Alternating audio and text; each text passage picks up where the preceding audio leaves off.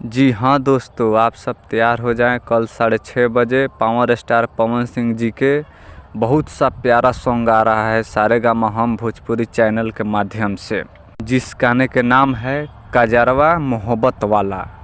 कजरवा मोहब्बत वाला गाना का टाइटल रखा गया है। इस गाने को लिखे हैं आशुतोष तिवारी जी ने और म्यूजिक दिए है प्रिंस प्रियांशु जी ने। सारेगामा हम भोजपुरी चैनल के माध्यम से कल 6:30 बजे आ रहा है आप सभी के बीच में। तो आप सब जाइए, ढेर सारा प्यार दुलार आशीर्वाद दीजिए।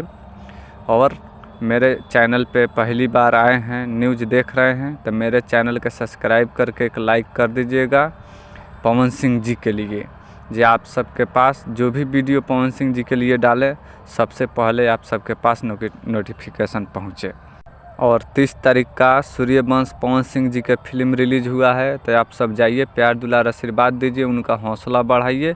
आप लोग से यही रिक्वेस्ट है, प्लीज़। मिलते हैं अगले वीडियो में। थैंक यू, लव यू मेरे भाई।